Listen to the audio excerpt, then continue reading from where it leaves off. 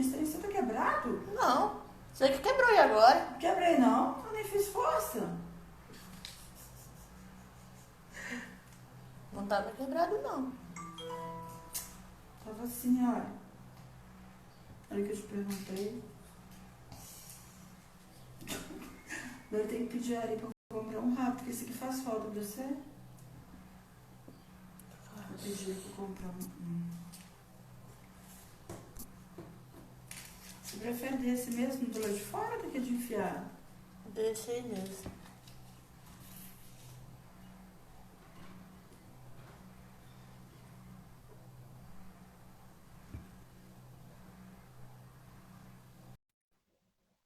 Você usa muito para assistir suas aulas, né? Uso. Olá, Oi, tudo bem? tudo bem? Você tá me ouvindo direitinho? Sim, tô te Eba, ouvindo. vim aqui pro escritório para não ter problema com a minha internet. Deus quiser, vai dar tudo certo. Vai sim.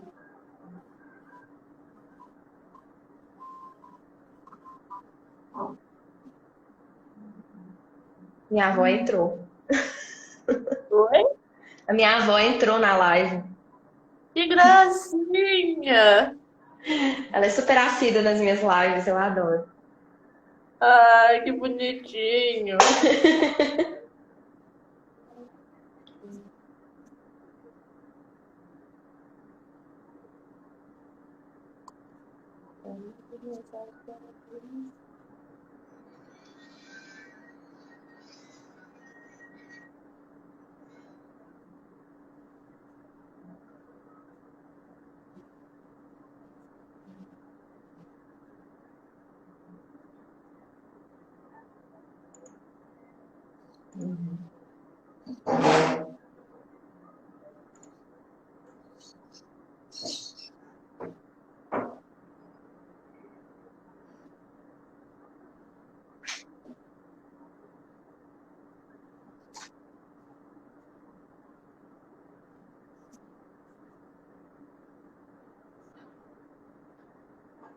Eu já chamei a Eliane, Ah, mas, beleza. mas eu acho. Ah, ela chegando aí, ó. Oi, oi. Olá, Ah, Tudo bem? tudo bem? tudo bem, peraí que tá. Ajeitar aqui a câmera. Ai, que coisa mais linda, que essas mulheres lindas aí. Deixa eu até me ajeitar aqui. E o Tá frio frio por aí, aí? pô. Olha, Marina e Mariana, vai ser de travar a língua hoje, né? E esse frio aqui no sul hoje, que tem uma geada, então tá bem friozinho aqui, tá? Tá bem bom de ficar assim, corujadinho em casa. Nossa, eu sou suspeita, gente. Qualquer desculpa que eu tenho de mini frio, eu coloco um lenço no pescoço. Eu sou a maior colecionadora de lenços que tem na face da terra. Eu Amo. sou qualquer Somos desculpa. duas, então. Amo também. Então, acho que agora podemos começar, né, Mariana? Podemos! Falei pra Marina que eu mudei até de lugar. Eu vim parar no meu escritório para poder fazer essa live. Pra pegar uma internet melhor. Não, Então, mas hoje não tem pessoal. chuva, Mariana, então hoje vai estar tranquilo. Ai, tomara. Então, gente, eu vou voltar um pouco, né, o que a gente já tinha falado, tentado falar na semana passada, só para dar uma contextualizada, né? E aí, como eu falei na semana passada, em 2007 o Brasil ele assinou um tratado, que é uma convenção, na verdade, né, das Nações Unidas, do direito das pessoas com deficiência. Quando isso aconteceu, em 2008, esse tratado foi recebido aqui no Brasil como uma emenda constitucional. Então, ele já chegou chegando, né, no topo ali da hierarquia das leis que tem no Brasil. E aí, o que aconteceu? Em 2009, saiu um decreto da Presidência da República que foi o marco do início da elaboração do Estatuto da Pessoa com Deficiência.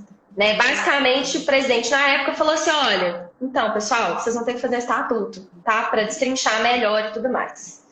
E qual que era o objetivo dessa convenção, no final das contas, né? Que eu acho que é importante a gente saber até antes. O objetivo dela era modificar no plano internacional, não no plano nacional, porque cada país tem a sua individualidade, tem seu poder interno, né? Mas garantir que dentro do plano internacional, os países que fazem parte do tratado, eles vão seguir determinados tipos de parâmetro para o tratamento das pessoas com deficiência, tá? E aí, claro, né, por conta disso, alguns países, incluindo o Brasil, tiveram que fazer essas alterações. Por isso que, depois que foi recebido como emenda constitucional, o presidente, na época, determinou que fosse feita, né, a lei. Então, foi um grande marco, assim. E aí, em 2016, entrou em vigor a lei, né, que é o Estatuto da Pessoa com Deficiência, que é a Lei 13.146, que ela é de 2015, mas ela entrou em vigor em 2016, tá, gente? Ela saiu no final de 2015, assim.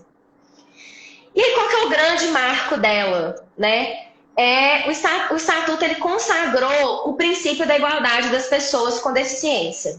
E aí eu vou voltar àquele exemplo dos banquinhos que eu falei semana passada, né? Porque é como se a gente estivesse dentro, tem um muro na nossa frente. Eu tenho um amigo de 1,73 m, o muro é de 1,70 m. Eu tenho 1,65 m e eu tenho uma amiga minha que tem 1,50 m, né? Ou seja, meu amigo não vai precisar de banquinho para enxergar o que está do outro lado do muro. Eu vou precisar de um banquinho de 5 centímetros. E a minha amiga, ela vai precisar de um banquinho de 20 centímetros. Todo mundo com banquinho, todo mundo vai conseguir enxergar o que está atrás do muro. E é dentro das suas possibilidades, aquilo que a pessoa necessita, na verdade, né? Então, isso é que é igualdade dentro da visão do Estatuto da Pessoa com Deficiência, dentro da visão do próprio tratado, né, e tudo mais. Então, é muito importante a gente saber o que é essa igualdade, né? Porque fica parecendo uma coisa muito solta. Mas não, é dar o banquinho certo para quem precisa exatamente daquele banquinho, do tamanho que ele precisa de ser dado. Isso é que é igualdade na visão do Estatuto da Pessoa com Deficiência, de um modo geral, tá?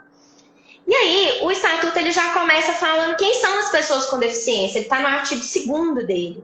Então, são as pessoas que têm algum tipo de impedimento de longo prazo, de natureza física, mental, intelectual, sensorial, por conta disso, existem barreiras para aquela pessoa ter acesso a alguma questão da sociedade, trabalhar, acesso à saúde, acesso à educação. Então, se existe alguma barreira por conta desse impedimento que ela tenha, né, que o artigo usa o impedimento, a pessoa é considerada como uma pessoa com deficiência, tá? Então, é até interessante entender isso, porque existem pessoas que têm algumas deficiências, mas que elas não encontram tantas barreiras. Na verdade, elas às vezes não têm barreira nenhuma na vida dela. Né? Um exemplo que eu tenho dentro da minha casa, que é a minha mãe. Minha mãe sofreu um acidente, ela não levanta o braço. Mas assim, gente, ela consegue dirigir, ela consegue fazer tudo. Ela consegue, inclusive, fazer massagem cardíaca, que ela é médica, ela trabalha em CTI, e tá tudo certo, entendeu? Mas ela não levanta o braço dela a uma determinada altura. Sempre praticou esporte, fez a vida inteira dela, sempre fez coisas. Hoje ela, por exemplo, entrou dentro, né, de algumas coisas lá para ela conseguir aquela bolinha e tudo mais, porque ela já está ficando mais velha, ela precisa de um pouco mais de conforto para dirigir, né? Então ela adaptou um pouco o carro dela, mas por conforto, não por impedimento. Porque se ela pega o meu carro, que é manual, por exemplo, ela dirige tranquilamente, né? O que é diferente, por exemplo, de um amigo meu, que ele é cadeirante, e ele, pela primeira vez na vida dele, quando ele aprendeu a dirigir, que ele acelerou o carro e abriu a janela, que ele sentiu o que era correr.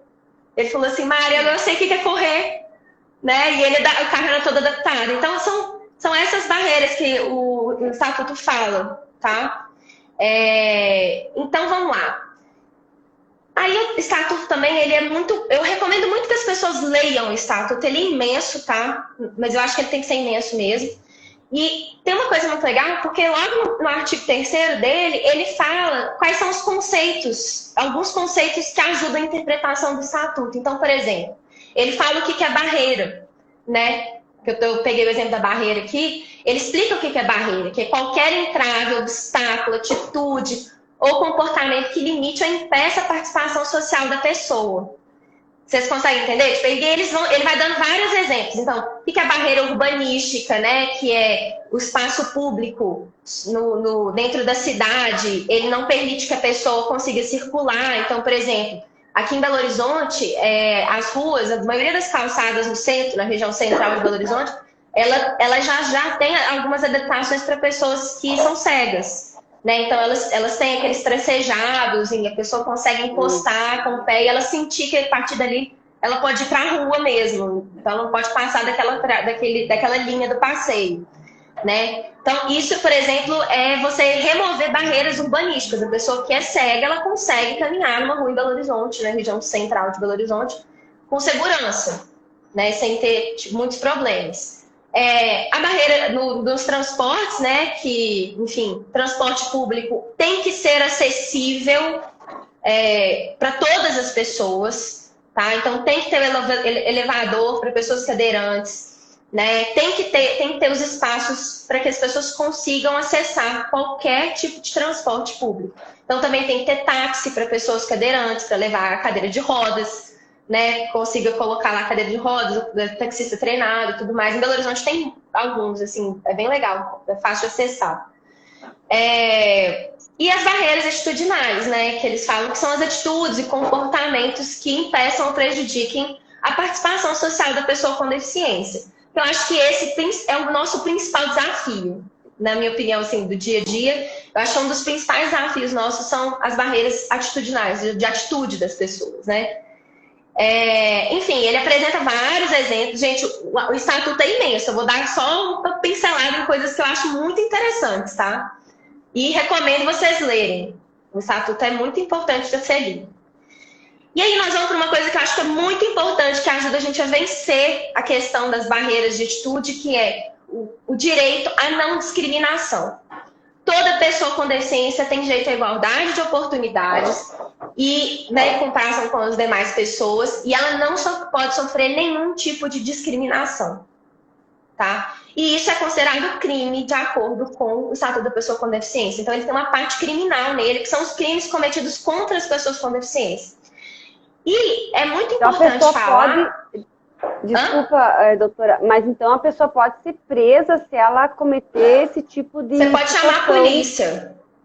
Pode chamar a polícia. Pode chamar a polícia. E aí é uma coisa muito importante também, porque o estatuto ele coloca assim, é dever de todos comunicar à autoridade competente qualquer forma de ameaça ou violação dos direitos da pessoa com deficiência. Então, gente, assim, se você está num lugar, você não é a pessoa com deficiência, mas você está vendo uma pessoa com deficiência passando por uma determinada situação, você pode chegar para ela, ou você mesmo sozinho falar assim, eu estou vendo uma situação de deficiência, de uma pessoa com deficiência sofrendo discriminação aqui na minha frente. Você pode ligar para a autoridade policial. Se você estiver, por exemplo, no fórum, sei lá, alguma coisa assim, você está num lugar que é público, que está cheio de polícia, que está cheio de autoridade e tal, você pode chamar a autoridade, você pode chamar o Ministério Público, você pode chamar... A polícia é o clássico, né? As pessoas com deficiência podem fazer boletim de ocorrência, sim, tá? Diante desse tipo de situação. É bom ter testemunha, é muito legal ter testemunha, pessoas que você fala, você viu?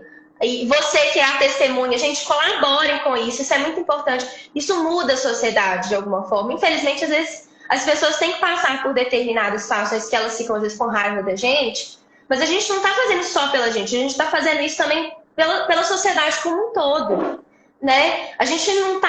eu não tô só brigando eu tô brigando por um monte de gente que provavelmente vai passar por essa mesma situação que eu. Então, é muito importante a gente ter essa sensação, é um dever cívico nosso, né? E não só das pessoas com deficiência, mas sim da sociedade como um todo, tá? Então, se você, que não é uma pessoa com deficiência, tá ali testemunhando aquilo, gente, vocês podem tomar providência também. Não precisa ficar parado assim, meu Deus, o que eu faço? Não, vai lá. Tá lá, o Estatuto da Pessoa com Deficiência autoriza que você vá. Faça isso também, tá? Outro grande marco que teve, né, foi uma alteração que teve na teoria das incapacidades. O nome é horroroso, eu acho péssimo o nome. Mas ele alterou a questão da capacidade civil das pessoas.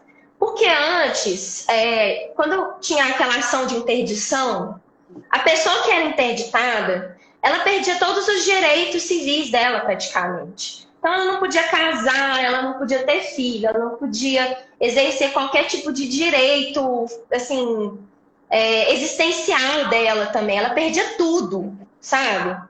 E sim, tem algumas pessoas com deficiência que têm um determinado tipo de deficiência que ela vai ter que, às vezes, precisar de um auxílio, né, da sociedade, da família, enfim. E sim, né, a curatela ela tem a função de proteger a pessoa. Mas com essa alteração, o que acabou acontecendo? A pessoa com deficiência ela não perde os seus direitos existenciais. A curatela hoje ela só tem uma função: gerenciar o patrimônio da pessoa. Então, aquela pessoa que vai ser submetida à curatela, ela é uma pessoa que não tem... ela tem um tipo de vulnerabilidade social que a coloca numa situação que é melhor ela ser protegida por alguém que seja capaz de protegê-la também, né? Então, é um cargo ser curador, né? Não é oba-oba, é o Ministério Público em cima de você direto. Sabe? Você tem que, enfim, preencher uma série de requisitos. É um processo longo e, atualmente, os juízes, os promotores, os desembargadores, eles têm sido muito exigentes com esse tipo de processo, porque a ideia é que isso seja uma exceção.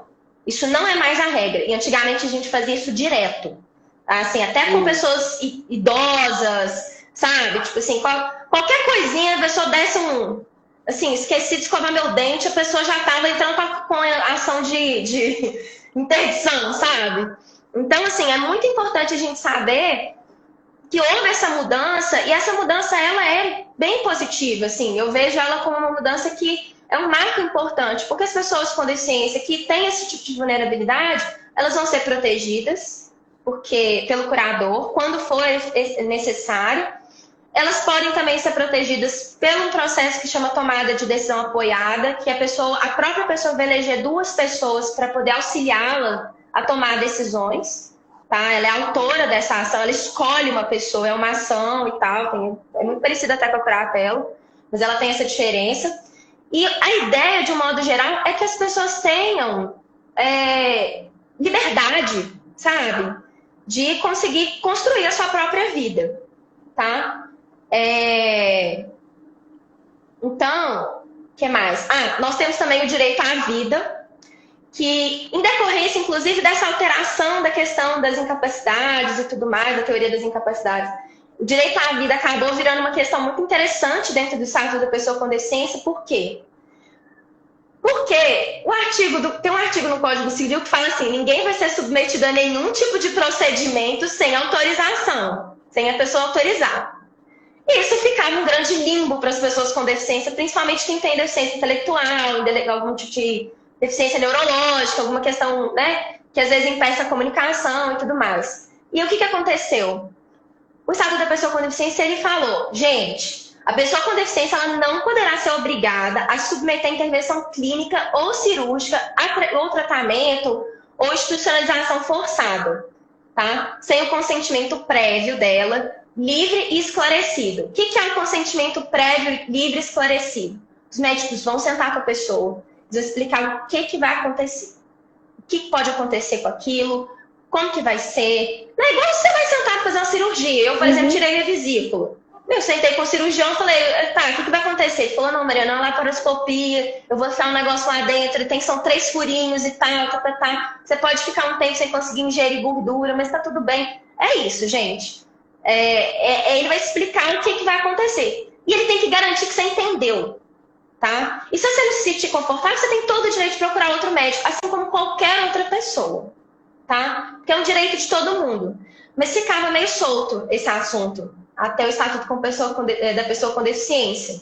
Então, eu acho bem interessante, né? Agora, tem uma exceção que também vale para qualquer tipo de pessoa, não só as pessoas com deficiência, que é, no caso, né, do risco eminente ali, numa situação de emergência, que é vida ou morte e tudo mais.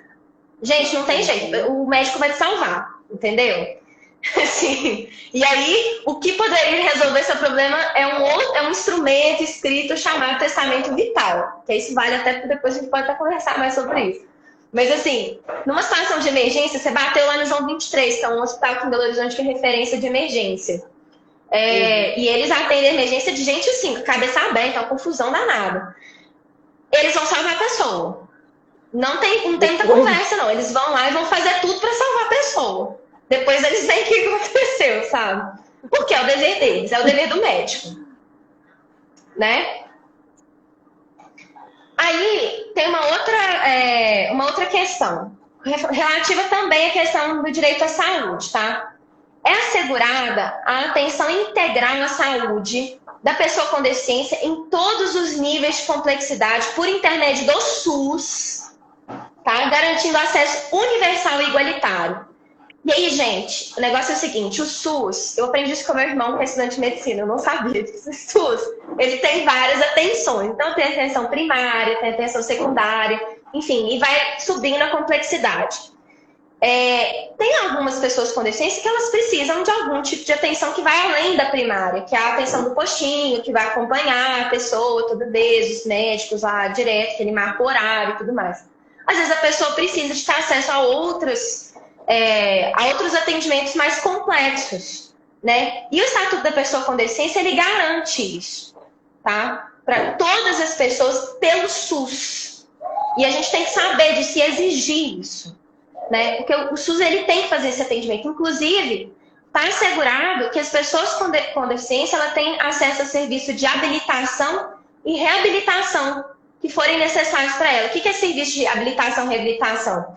Habilitação é para a pessoa, por exemplo, é uma fisioterapia, para ela, às vezes, ela tem alguma questão com a mão, aí ela fortalece a mão de alguma forma. Ou uma pessoa que sofreu um acidente e se tornou uma pessoa com deficiência, para ela se reabilitar, né? Porque ela tinha essas funções, ela acabou perdendo por uma situação que aconteceu ao longo da vida dela, né? Por exemplo, a minha mãe mesma foi um acidente que aconteceu, ela não nasceu com essa questão do braço dela, né? Então, está garantido. Então, a pessoa com deficiência, ela pode fazer a fisioterapia que ela precisa de ser feita. Às vezes, a pessoa precisa de fazer uma fono, né? E a gente tem que correr atrás disso, gente. A gente acha, o SUS, ele tem, você tem que ir lá exigir, mas ele tem que te oferecer, você tem que exigir, né? Outra coisa também que eu achei legal, tem uma lista, gente, tem uma lista imensa de coisas que o SUS tem que fornecer para as pessoas com deficiência. Ela é enorme. Eu estou dando uns exemplos aqui. Então, tem um atendimento psicológico também, que eu acho incrível, que ele não só é da pessoa, mas também para os familiares da pessoa com deficiência. Então, tá aqui, ó, atendimento psicológico, inclusive para familiares e, dessas pessoas. E a outra coisa, oferta de órtese, prótese e meios auxiliares de locomoção, medicamentos, insumos, fórmulas nutricionais, conforme as normas vigentes do Ministério da Saúde. Então, por exemplo, uma pessoa que precisou de fazer, que tem sonda, né, ligada diretamente no estômago, né, que ela tem que trocar algumas vezes aquela sonda e tudo mais. Todo o aparato que ela precisa para fazer a troca, ele tem que ser fornecido pelo SUS. Por exemplo, essa pessoa mesmo, que ela precisa de uma alimentação especial através da sonda, né? E muitas vezes essa alimentação é muito cara, gente. Ela é uma alimentação extremamente complexa e tudo mais, né? A pessoa pode exigir isso no SUS, tá? Se não conseguir pelo SUS, ela pode pedir, tem medidas judiciais para conseguir isso. O Estado deve fornecer isso, né? Que mais? E essas diretrizes também elas obrigam também a pessoa, os planos de saúde. Então, por exemplo, a pessoa com deficiência ela não pode ser cobrada a mais se ela tiver um plano de saúde, porque ela tem deficiência e porque ela vai ter que usufruir mais daquele plano de saúde, porque ela vai ter acesso a isso e aquilo. Entendeu? Ela não pode ser cobrada a mais, tá? Então, se porventura você conseguir, você tem lá um plano de saúde e por algum motivo essa pessoa acabou, né, conseguiu o plano de saúde chega para você e fala assim, não, para fazer isso aqui eu sinto muito, mas a senhora vai ter que ser cobrada a mais por isso. Ou nós vamos ter que fazer um reajuste no seu plano de saúde para a senhora ter acesso a isso. Não tem isso, gente. Não pode. Plano de saúde não pode. Tem que denunciar o plano de saúde, inclusive, tá? Não pode cobrar mais. Doutora, tem a Teteu Guerreiro, né? Ela, provavelmente é a mãe de uma criança, né? Ela fala assim que, infelizmente, aqui em Santa Catarina, ela e o Teteu, eles tiveram que entrar judicialmente para conseguir as terapias de fono e físio.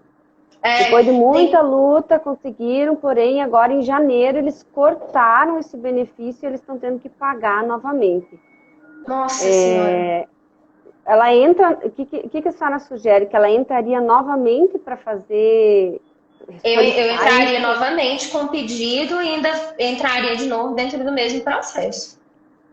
Tipo, informando o que aconteceu para o juiz que autorizou inicialmente. Você reabre, desarquiva o processo, informa, olha, aconteceu isso, eu passei por essa situação, cortaram meu benefício, meu filho precisa disso, né? O Estado, ele tem que fornecer, gente, não tem muita conversa, não.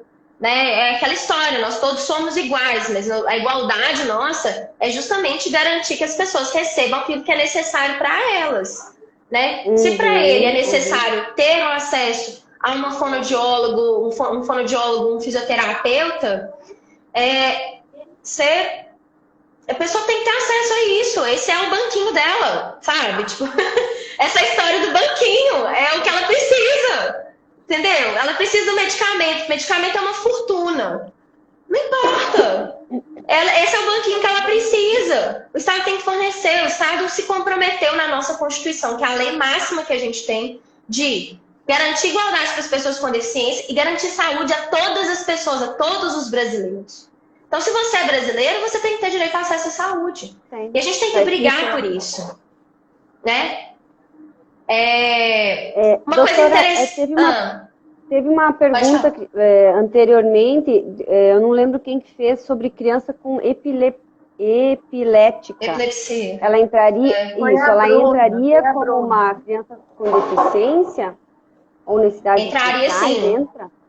Entraria sim, porque acaba que a criança com epilepsia, ela acaba, com o tempo, ela acaba sofrendo diversas barreiras, né? Porque ela precisa de ter acesso a determinados tipos de medicamento, a determinados tipos de tratamento que vão criando, às vezes, algumas barreiras sociais para ela, sim. Né? A questão de ir para a escola, tem alguns medicamentos, enfim. Então, a pessoa com epilepsia, ela pode sim, dependendo do grau de barreira que ela vai enfrentar ao longo da vida, ela é considerada uma pessoa com deficiência. Mas, de qualquer jeito, se ainda assim não considerar como pessoa com deficiência, gente, o direito a acesso à saúde, por exemplo, a pessoa que tem epilepsia, ela costuma ter que ter acesso a um determinado tipo de medicamento, né? Às vezes, algumas, inclusive, estão, né?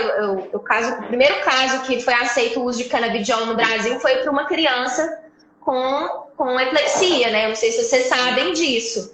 E foi via acesso à justiça, né? Então, assim, e hoje o Brasil tem muitas pessoas estão conseguindo, para tratamentos muito específicos, inclusive para epilepsia, ter acesso a esse tipo de medicamento, porque não é um medicamento barato, gente, é um medicamento muito, muito caro. Então, assim, e ele é um medicamento de uso contínuo. Então, independente se ela for ou não considerada uma pessoa com deficiência, ela pode se valer do direito ao acesso à saúde, que é universal para todos os brasileiros. Então, assim, o juiz lá não considerou que ela é uma pessoa com deficiência. Tem um artigo na Constituição que fala que todo mundo tem direito ao acesso à saúde. E aí você pode lutar por ele, sim. Tá? O importante é lutar, gente. A gente tem que conseguir. E sem contar, assim, né, o Renato, ele diz aqui que ele é médico do SUS e para cada defeito ele tem 1000 qualidades para apontar. E eu concordo com ele porque, assim, os Estados Unidos estavam vendo uma forma de como copiar o nosso SUS, porque é um plano um plano de saúde mais completo que existe. Eu acredito que o problema pode estar na quantidade de pessoas que utiliza, né? E aí, às vezes, isso realmente sobrecarrega, não tem vaga, não tem leito, né? Mas a logística, o meu filho é atendido, ele tem problema no crescimento, né? Então, ele faz um tratamento para crescer. E toda assistência, desde do início dos primeiros passos da médica desconfiar disso, até ele estar tomando os hormônios e acompanhamento, é um cuidado e tem amorosidade, tem, mas é por conta da quantidade de profissionais alocados, né? Por exemplo, ele tinha que fazer fisioterapia e tinha 1000 pessoas para fazer fisioterapia, porque não era só ele, né? Era quem quebrou a perna, era quem quebrou o braço, era quem caiu de moto, era quem levou um tiro, e aí todo mundo entra nessa mesma fila. E aí a gente vai brigar por conta disso? Não, a gente vai agradecer que ele está na fila um dia, né? Graças a Deus não é uma coisa de vida ou morte, né? E eu acredito que a gente tem que olhar também por todo esse lado, que nem a senhora comentou do custo das coisas, né? Se não libera logo, vai na justiça, porque não é aqui, né? É algo que vem mais acima. Então tem que ir para a justiça, tem que pedir para liberar e ponto final, né? Nós temos esse direito, né? E assim nós temos que ser. Eu tô até vendo aqui que Teteu Guerreiro, questão de doenças raras. Gente, eu sou voluntária no acolhimento institucional aqui em Belo Horizonte. E eu durante um tempo eu levei uma criança do acolhimento para fazer ecoterapia. E eu conversei muito com mães lá da ecoterapia, que elas estavam falando que a ecoterapia é muito importante. No caso, era uma criança com uma doença rara e era muito importante o trabalho da ecoterapia para o desenvolvimento dela, e é real. Ela não andava, assim, ela anda hoje sozinha. É lindo o trabalho deles, assim, eu sou super fã deles. E elas estavam falando sobre isso, assim, sobre como é que era difícil o acesso, mas ao mesmo tempo tem muita gente que tem batalhado para que esse acesso, principalmente para as pessoas com doenças raras, né, de ter acesso a esses tratamentos, que às vezes são tratamentos mais complicados, né, porque igual a ecoterapia é muito importante, né, muitas vezes, para facilitar. Gente, é um monte de gente que trabalha na ecoterapia, um fono, um pedagogo, um fisioterapeuta. É um tanto de gente, assim, que ficava em volta dela e do cavalo, e eles faziam os exercícios e tal, era muito legal. E, assim, era tudo... Algumas falaram, inclusive, que durante muito tempo os filhos conseguiram pelo SUS, né? Mas aí teve um problema, aí voltou, aí ficava indo e voltando e tudo mais. Então, assim... Mas tem muita gente, inclusive, assim, gente que eu tô falando, são deputados, tem vereadores, enfim, tem alguns, acho que não sei se tem senador, mas eu sei que tem, tem uma senadora, sim. Tem uma senadora que ela levanta muito essa bandeira, ela até tá na CPI agora lá enfim, eu esqueci o nome dela, mas ela é uma pessoa que levanta muito essa bandeira, ela tem muitas propostas de lei para pessoas com doenças raras, tá? Porque além de serem pessoas com deficiência, elas têm acesso, elas muitas vezes precisam de um acesso diferenciado no SUS, né? E muitas vezes é o SUS que resolve, né? Foi justamente que o Teteu, né? Que eu acho que deve ser a mãe dele, falou, porque às vezes é o SUS que consegue resolver. Pessoas com AIDS, por exemplo, o tratamento hoje, ele é feito pelo SUS, gente. Tipo, é uma atenção mais complexa. Mas quem tem AIDS no Brasil hoje é atendido pelo SUS.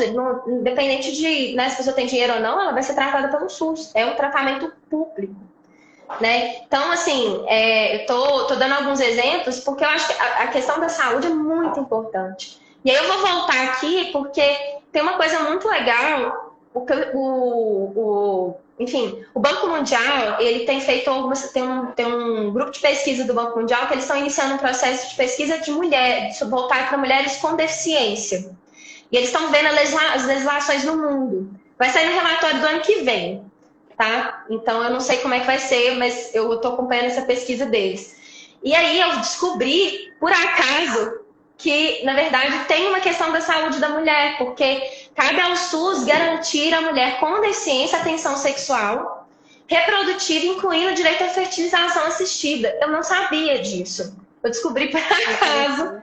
E é uma grande vitória, porque algumas mulheres com deficiência, elas não se veem no direito de constituir uma família, de ter filho, de engravidar, sabe? Porque às vezes elas acham que elas não podem ter acesso. quando eu tive um caso muito, enfim, de violência obstétrica, e eu acabei, para eu poder entender melhor o que era o assunto, eu acabei assistindo todos os renascimentos do parto, tá? E aí, que é uma série documental, enfim, sobre parto natural e tal. E aí tem um caso muito icônico que me marcou muito, porque era uma mulher que ela não tinha as pernas. E ela não conseguia achar ninguém que queria fazer o parto normal dela. E ela falou, gente, tá tudo certo, meu neném não tem risco. Eu não sou uma grávida de risco. Tá tudo bem. E ninguém queria ajudar ela a parir de um parto normal. E ela achou um médico que ele fez uma adaptação com uma cadeirinha que usa-se para parto, né, que auxilia que a pessoa fica de cócoras. Ele colocou da marca e apoiou ela. E ela pariu sem ter que fazer uma cesárea. Então, assim... E foi um médico que atendia pelo SUS, inclusive. Né? Então, você vê que, assim, às vezes, a gente tem que analisar um pouco melhor, às vezes, as nossas leis, para a gente ver que a gente pode ter acesso às coisas, sabe? Olha só que simples a solução que ele deu, né? Assim, que é simples. Ele pegou uma coisa que todo mundo usa em parto normal, todos os hospitais quase têm, e ele adaptou e colocou lá para ela e o neném dela nasceu e tá tudo certo, né? Então eu achei muito legal porque, inclusive, assim, a fertilização assistida é uma batalha do SUS, sim, mas ao mesmo tempo ver que a pessoa tem direito a isso é muito importante. E é isso. Agora vamos para educação, gente. Olá! Temos um convidado. Tudo bem? Tá com a boca cheia de bolacha. Tudo bem? Adorei. Ai. Porque 2h30. Ela já, agora ela não sabe a hora, ela sabe onde o ponteiro grande tá, né? Então, se o ponteiro grande já desceu e tá subindo pro 3, então ela já pode comer alguma coisa. E ela é bem ligeirinha, assim. Quando eu falo que o pessoal pergunta, como é que ela tá? Eu falei, o coronavírus passou longe dela, ficou até com medo dela. Eu acho que é é uma figura. Mas continua, doutor. Então, vamos a direito à educação. Então, é assegurado o sistema educacional inclusivo em todos os níveis e aprendizado ao longo da vida. Tá? Então, assim, de aprendizado ao longo da vida. O que isso significa, gente? Desde o prézinho até você entrar na faculdade, se você entrar no mestrado, qualquer coisa, doutorado, você tem direito à educação, você tem direito a acesso à educação, você tem direito a acessar a escola, você tem direito a acessar a universidade, enfim. E a ideia, e o artigo é muito bonito, que ele fala assim, de forma a alcançar o máximo de desenvolvimento possível de seus talentos, habilidades físicas, sensoriais, intelectuais, sociais, segundo as suas características, interesses e necessidades de aprendizagem. E é muito legal, né? Porque, assim, a pessoa, o próprio estatuto fala assim, você tem seu potencial, e a gente está aqui, e a educação ela vai te elevar e vai garantir que seu potencial apareça aqui. Ele vai florescer aqui na escola, vai florescer na faculdade, né? E aí, é muito legal porque ele fala assim, é dever do Estado, da família, da comunidade escolar, da sociedade, assegurar a educação de qualidade à pessoa com deficiência, colocando a salvo toda forma de violência, negligência ou discriminação. Então, gente, você está... Tanto na escola privada, por exemplo, a escola privada, acontecia isso muito na minha época, quando eu estava na escola, de a escola não aceitar determinados tipos de alunos, porque, segundo ela, não tinha como ela adaptar, a pessoa não ia conseguir ter acesso à escola. E assim, realmente, na minha época, não tinha jeito. Assim, a escola que eu estudava era imensa. Uma vez eu machuquei meu pé, porque eu fui bailarina há muitos anos, e no bingo do balé, até que eu me saí bem, porque eu machuquei pouco. Mas eu tive um tempo que eu fiquei 3 meses de muleta, rodando pela escola, entendeu? E eu tinha um elevador na escola, eu tinha que atravessar metade da escola, Aí subi num elevador que era minúsculo, que não cabia nem eu, nem minhas muletas juntas, entendeu? Então, assim, certamente uma pessoa cadeirante não ia caber. E aí depois eu ainda tinha que atravessar para o outro lado, porque na verdade a minha sala era a primeira da entrada, entendeu? Eu tinha que atravessar a escola, voltar ainda por cima. Eu gastava meia hora para chegar na minha sala, né? E eu não descia, por exemplo, o recreio. Eu lembro direitinho disso, eu tinha preguiça danada de descer pro recreio. Que até chegar lá embaixo. Dessa confusão toda. Não, tinha acabado o recreio, gente. Tinha acabado. Aí eu desisti. Eu simplesmente entreguei os pontos. Eu falei assim, eu não vou descer. Então, na minha época, realmente, na hora que eu estava preparando essa live e tudo mais, eu fiquei lembrando dessa história, porque eu falava assim, gente, as escolas realmente naquela época, elas não estavam preparadas para isso, né? Tinham poucas escolas. Você vai falar assim, Mariana, eu estudei em várias escolas. Onde que você estudou que você sabe que a escola estava preparada para receber, por exemplo, um aluno cadeirante? Eu estudei em uma escola. E eu estudei em 6 escolas ao longo da minha vida. Uma só que estava preparada para receber um aluno, por exemplo, cadeirante. Então, assim, eu acho que hoje as escolas estão um pouco mais preparadas para receber, por exemplo, um aluno cadeirante, um aluno que é cego. A minha faculdade, por exemplo, na época que eu já estava lá, a faculdade inteira passou por uma reforma para receber um aluno. Um aluno que ele era deficiente visual. E foi assim incrível, porque a escola inteira, a faculdade inteira tinha uma linha específica para ele poder se orientar e andar pela faculdade, sabe? Ficou muito legal, a faculdade ficou muito incrível, assim. E eu tenho maior orgulho de falar isso. E assim, eu acredito que muito desse movimento vem por conta da conscientização, né?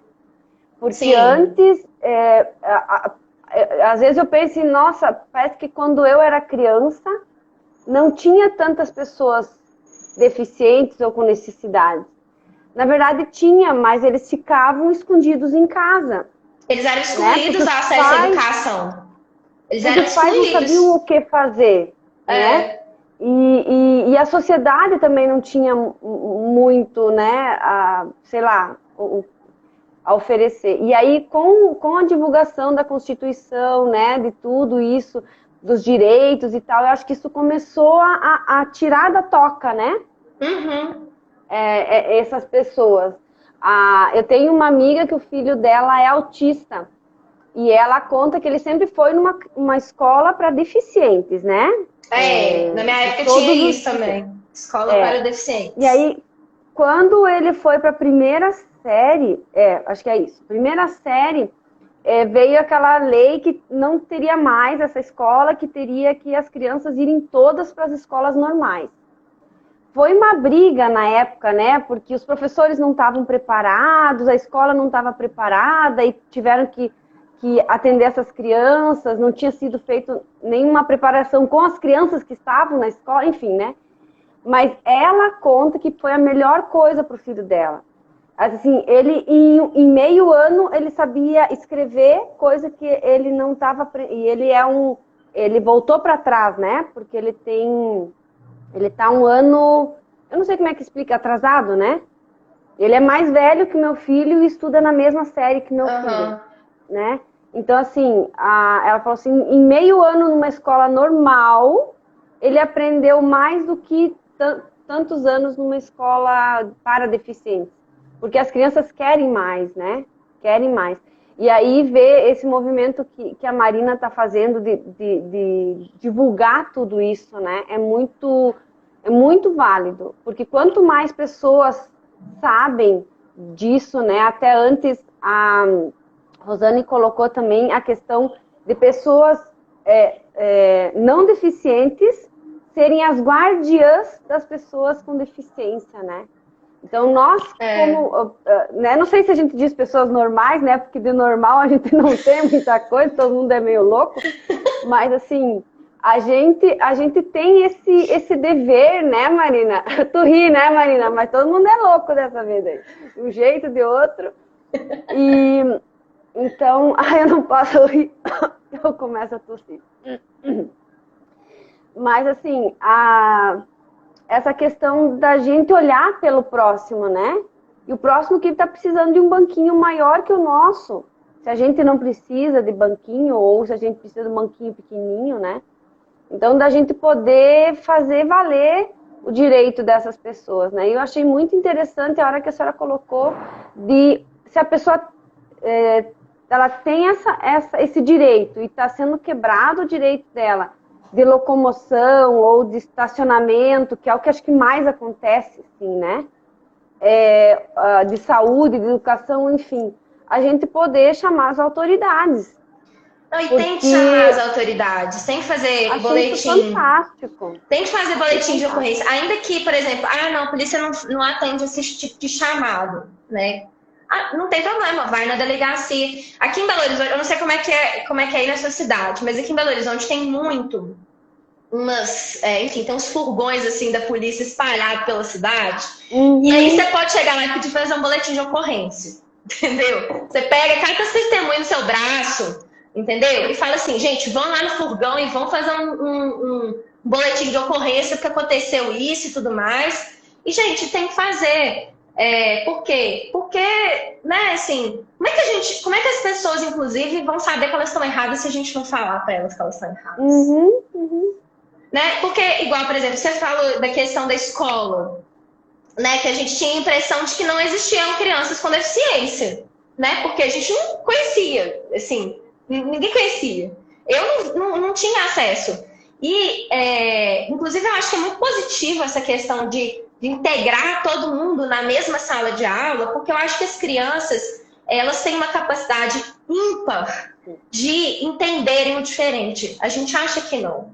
Mas, na verdade, as crianças, elas têm uma capacidade incrível de perceber o diferente, acolher o diferente. E na hora que ela convive diariamente com aquela criança com deficiência, ela vai perceber que aquela criança é como uma criança, qualquer outra criança. E tudo bem, entendeu? E eu acho que, inclusive, isso vai ser um ingrediente fundamental para a gente construir uma sociedade melhor. De pessoas que já vão estar sabendo que existem essas diferenças e que as pessoas podem e devem lutar para que essas pessoas tenham acesso à nossa sociedade. Porque, imagina só, uma criança que estudou a vida inteira com um coleguinha que era cadeirante, né? Então, esse colega dela fez educação física com ela. Ele tinha lá a posição que ele ficava no vôlei, porque ele vai jogar vôlei, porque tem que jogar vôlei, tem todo o direito de jogar o vôlei dele.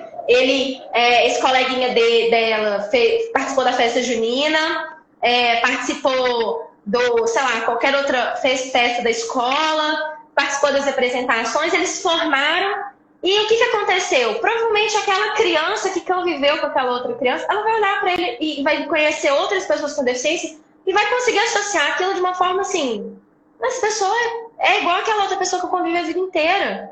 Né? E ela vai ter muito mais sensibilidade de falar assim, eu não posso deixar essa pessoa ser discriminada, porque ela não pode ser discriminada. Ela é uma pessoa que tem os direitos dela, né? Então, assim, eu acho que, inclusive, esse acesso universal à educação, com todas as adaptações, é muito importante para todas as crianças, não só para as crianças com deficiência, e para a sociedade como um todo. A gente vai... Esse é o que eles falam que é learning by doing, né? Aprendendo fazendo, aprendendo vivendo, né? A criança ela vai aprender fazendo e vivendo aquilo ali, pela experiência dela. E é muito positivo isso, é muito legal. E aí, só para pegar mais um pouco uns exemplos aqui, que eu acho muito legal, por exemplo, o Estatuto ele fala do acesso à pessoa né, com igualdade de condições aos jogos e atividades recreativas, esportivas, de lazer, dentro do sistema escolar. Na minha época, tinha as Olimpíadas da escola, que era o grande evento da escola. Assim, a gente assim, realmente era um momento muito incrível que a gente batalhava para conseguir ser a melhor turma da escola, né? E assim, eu fico imaginando que hoje, com esse estatuto, né? Porque eu saí da escola tem muito tempo já. Com o estatuto, eu imagino que as escolas vão ter que adaptar essas Olimpíadas para que todo mundo possa participar, e vai ser incrível, né? E, enfim, outra coisa também que eu acho que é muito importante também, até pegando o gancho de você aprender vivendo, né?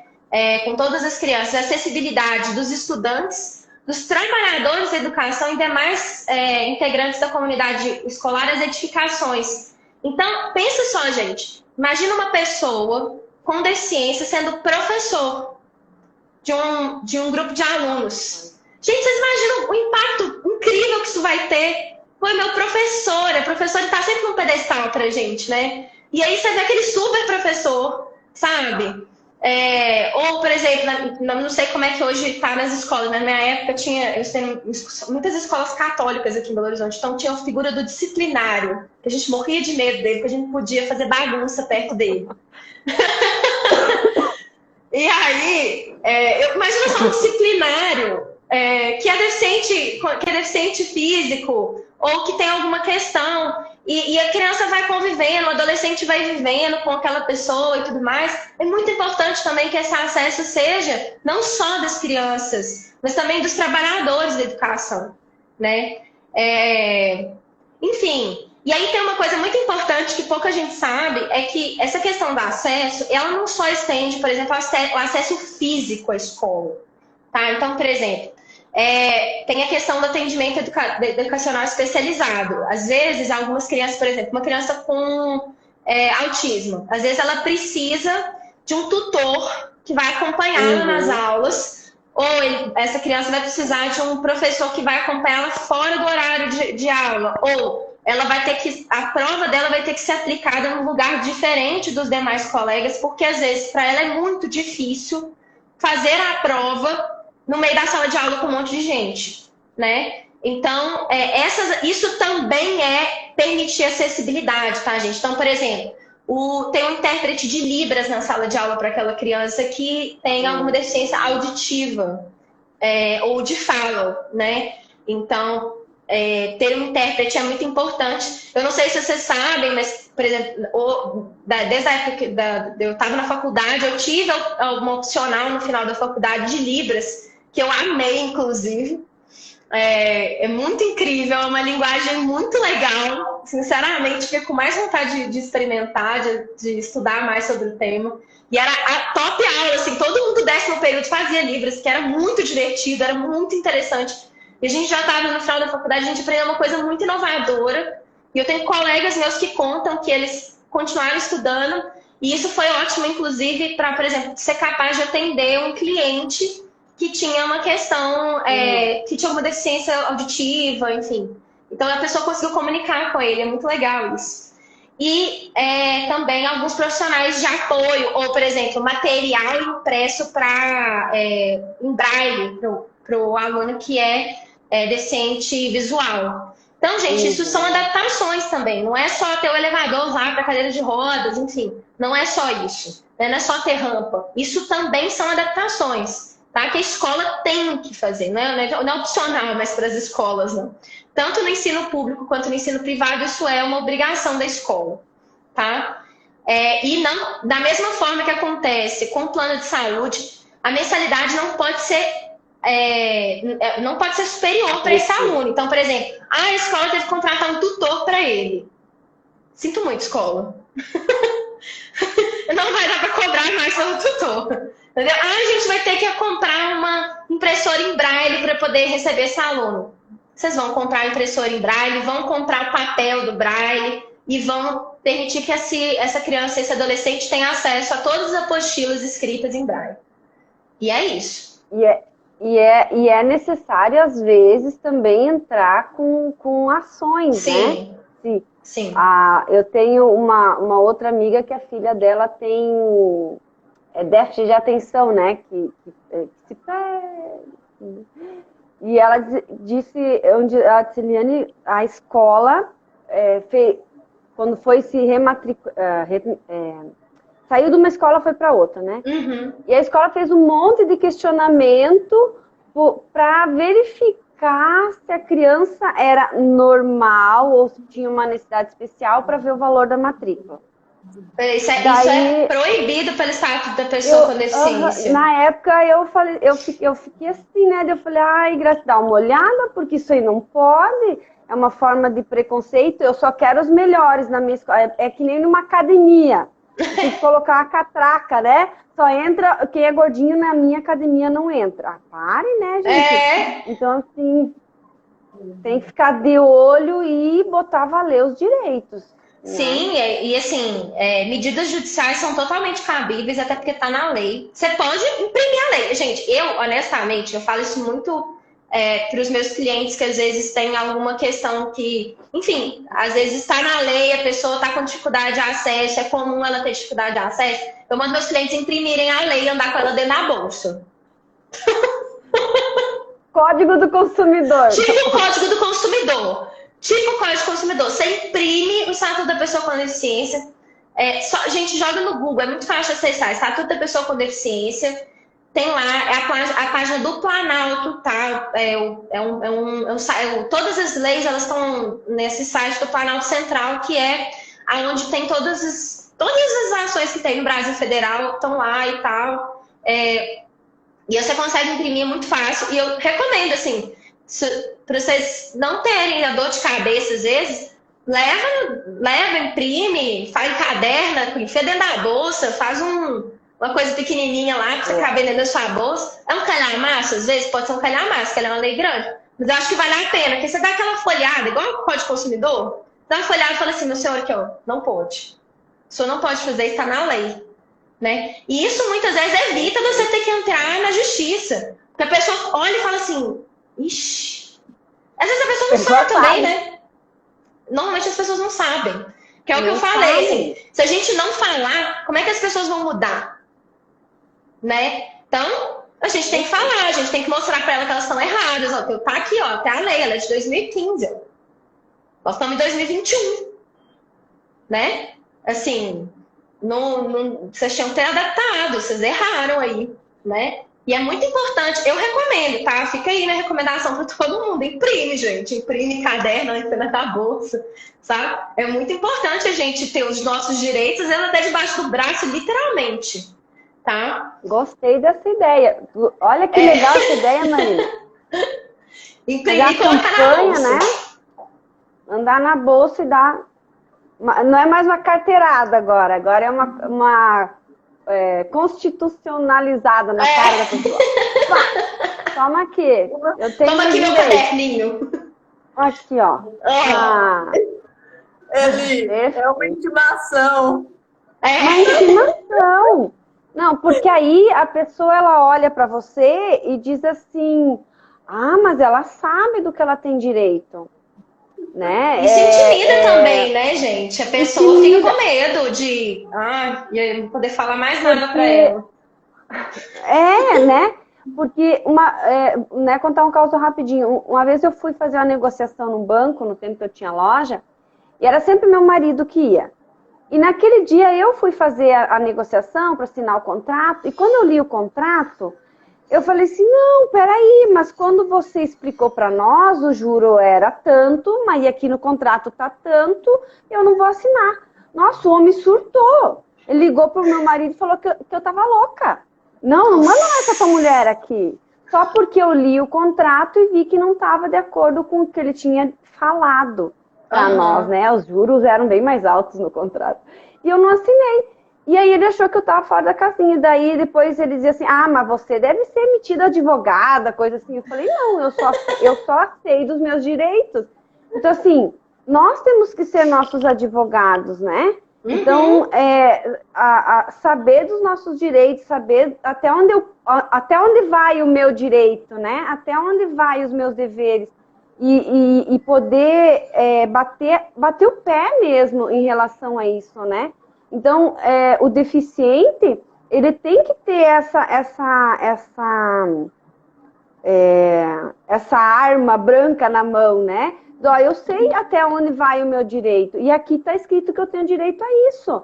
E se o senhor não cumprir, folheia mais um pouquinho, ó. Aqui está escrito que posso chamar a polícia. Né? Então, assim, olha o poder que essa Constituição dá na mão dos deficientes, né? De poder lutar. O estatuto é muito importante, gente. Eu acho que ele foi assim. Eu acho que agora o que está faltando pra gente, a gente saber que a gente pode usar ele. Tá? E eu tô falando a gente como sociedade também. Porque eu não sou uma pessoa com deficiência, Mas eu não vou deixar uma pessoa com deficiência passar por uma situação de discriminação, por exemplo. Né? Não tá certo. A gente sabe disso, né? E eu vou correr atrás. E aí, gente, eu tô vendo que tá dando mais ou menos o tempo. E eu vou correr aqui, porque tem uma última coisa que eu queria muito deixar para vocês. Que eu vou plantar uma sementinha aqui. Porque toda pessoa com deficiência tem direitos políticos, gente. Então, a pessoa com deficiência, ela tem direito de votar, de ser votada. Ela tem direito a ter que o local da votação que ela vai, onde ela vai votar seja adaptado para ela, para receber ela. Isso não pode ser impeditivo para ela não votar, né? E mais do que isso, gente, a gente vive numa democracia que ela é representativa. Então, as pessoas que estão ali no legislativo, principalmente, né? Eu gosto muito de falar do legislativo porque ele é meio esquecido pela gente, né? A gente pensa só no executivo. Mas as pessoas que estão no legislativo, elas têm que representar a nossa população. Então, a gente precisa de ter mais pessoas com deficiência no nosso legislativo. Seja na Câmara dos Vereadores, seja na Assembleia, né, nas assembleias, enfim. E também, né, no Senado, enfim, na Câmara dos Deputados. Eu acho que isso vai ser também um instrumento muito importante para a gente conseguir mudar a nossa sociedade como um todo. A gente precisa de ser representado de verdade nesses lugares, né? E quanto mais gente lutando para se ver representada nesses lugares, mais a gente vai ter a capacidade de mudar a nossa sociedade também. Então fica aí minha sementinha, gente. Sabe, vocês podem ser votados e podem votar, vocês podem se candidatar para mudar a sociedade. Esse é um lugar também. É uma indireta para a Marina, né, Mariana? É isso, pessoal. Por que não? Tem só uma questão ainda, uma pergunta. Foi feita quando a gente estava falando sobre boletim de ocorrência. Sim. Como que faz o acompanhamento do desdobramento desse boletim? Tipo, o boletim de ocorrência ele tem um número, tá, gente? E aí, ele tem lá o número do BO e tudo mais. Você pode ir numa delegacia. Eu não costumo conseguir ligar para delegacia, não. E o sistema da polícia também, da Polícia Civil, você consegue ter acesso a acompanhamento por esse número, tá? Às vezes, inclusive, aparece lá número chama REDS, né? Que eles chamam, RED, tá? Esse número é um dos números também de investigação. Quando eles abrem uma investigação, você tem que pedir ele. Então, o boletim de ocorrência abre. Se o delegado entender que tem que abrir uma investigação, vai surgir esse número do REDS e aí você consegue acompanhar a investigação também. Atualmente, a gente só consegue acompanhar diretamente com a polícia, tá? Mas eu entendo que é bom vocês correrem atrás disso também, mas é mais mecânico, tá, gente? Infelizmente. Aqui eu vi uma pessoa falando, agora a pessoa falou que a Mara Gabrilli, gente, que ela é senadora e ela é deficiente. Ela é uma grande representante, ela está naquela CPI lá do Covid, eu vi ela falando... e ela bateu na tecla com o ministro da Saúde, falando por que as pessoas com deficiência não estão sendo prioritárias na fila. Ela perguntou, eu vi ela falando, gente, ela bateu boca com ele. Ela falou, eu não estou entendendo, vocês não apresentaram justificativa. E é isso, gente. Ela, por exemplo, é um grande exemplo. Está lá no Senado, gente. Ela é uma mulher com deficiência que está no Senado. Tá? E a gente precisa de mais gente assim. Pra gente mudar. Mulher, né, da mulher. Olha que benção, né? E por mais pessoas assim, né? Exatamente. O pessoal aqui está agradecendo, gratidão, chamando você de anjo. Doutora Mariana, você é um anjo disfarçado de gente. Ai, gente. E é mesmo, né, pessoal? Ela é um doce de candura. É uma delícia, né, Marina, ouvir ela falar, né? Dá vontade de ficar a tarde inteira aqui. Uma delícia mesmo. Mariana, Obrigada, gente. Uma vocação também.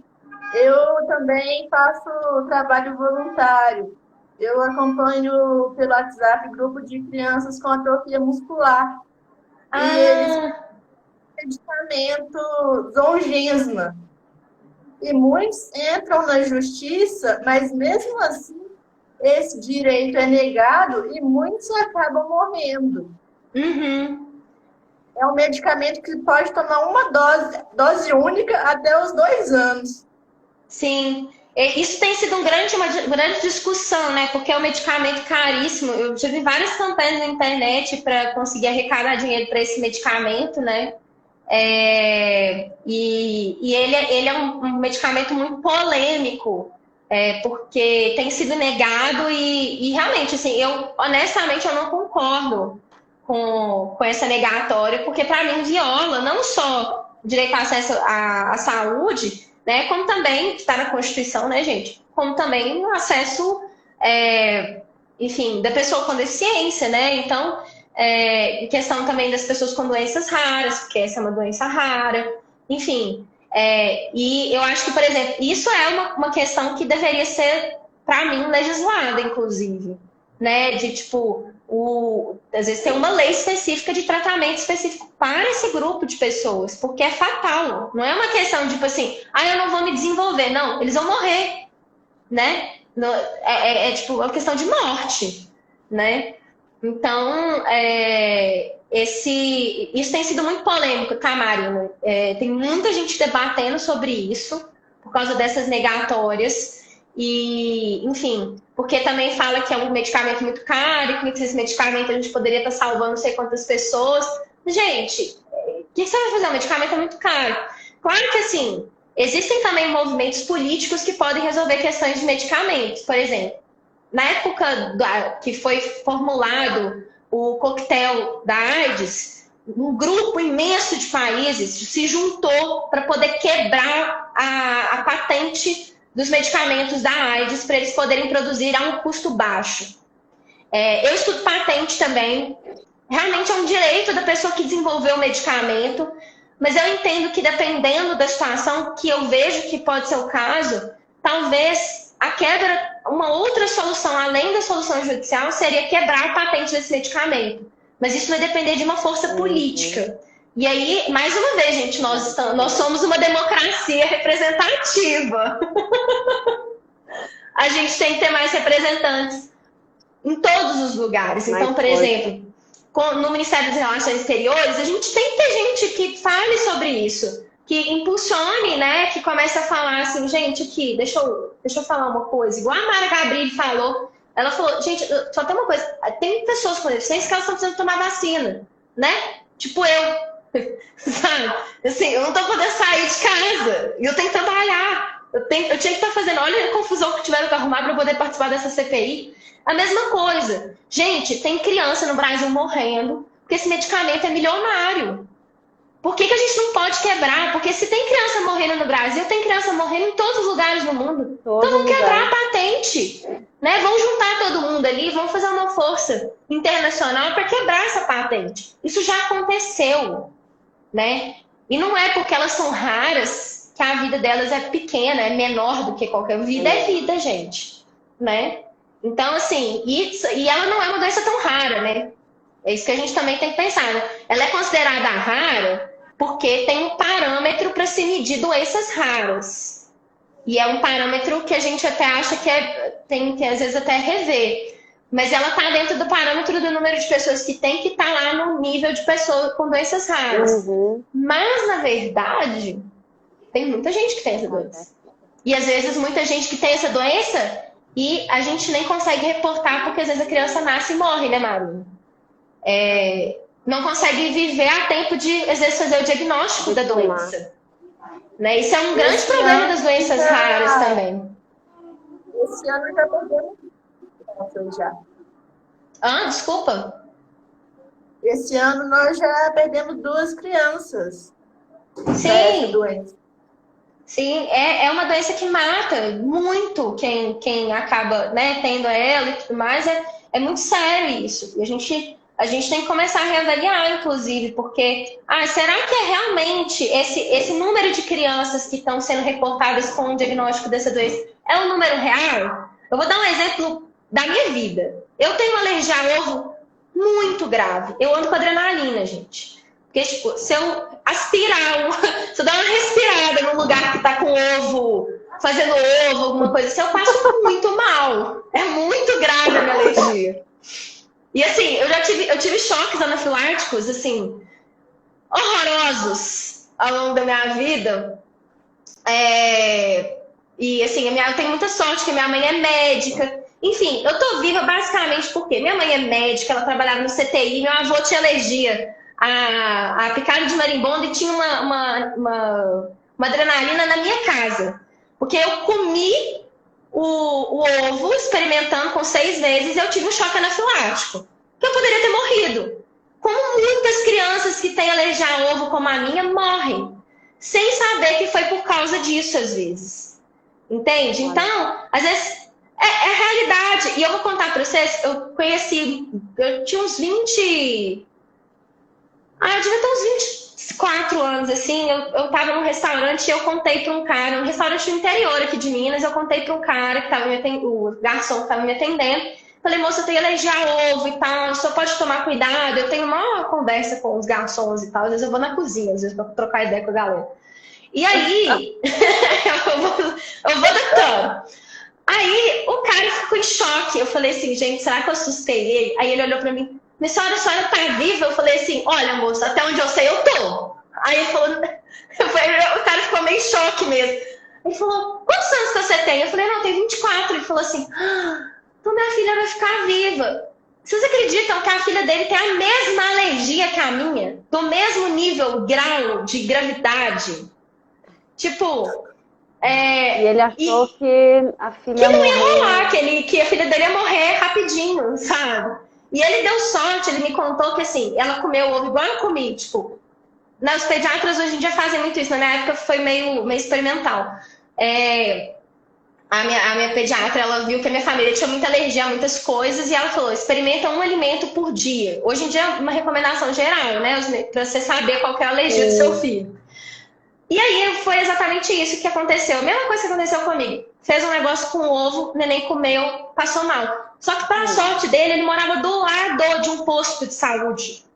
Aí ele pegou a menina, não pensou 2 vezes não. Ele foi pro posto de saúde, o médico olhou e aplicou adrenalina. Não sabe nem quem atendeu ele. Ele falou assim, não sei. Eu sei que a pessoa olhou e falou, não, peraí. Pegou e aplicou adrenalina. E assim, a gente não sabe quantas crianças que nasceram com a mesma alergia que eu, porque normalmente elas não estão vivas. Ou não sabem por que aconteceu, porque às vezes deu comida e não sabe o que foi o fator essencial que levou aquela criança a ter aquele choque anafilático e tal, que causou a morte dela. Então, assim, eles sabem que é raro, mas ao mesmo tempo a gente não sabe se ele realmente é raro, né? Porque pode estar lá no meio de um índice de mortalidade infantil aleatório, entende? Morreu Porque comeu alguma coisa que tem alergia que a gente não sabe identificar, porque tinha arroz, tinha feijão, tinha chuchu, tinha não sei o que, né? Naquela comida lá, não sabe o que era, né? Então, eu acho que é até importante a gente saber, às vezes alguns índices, eles são errados, porque a gente não consegue, às vezes, calcular isso. E essas crianças, por exemplo, Marina, eu acho que, às vezes, elas são consideradas uma doença rara por causa de um parâmetro que foi estabelecido. Mas eu fico me questionando muito se esse parâmetro foi calculado aliás, se o número dessas crianças ele foi calculado da forma certa, com os números reais. Porque, às vezes, a criança ela morre antes do diagnóstico acontecer. Porque não é um diagnóstico simples, né?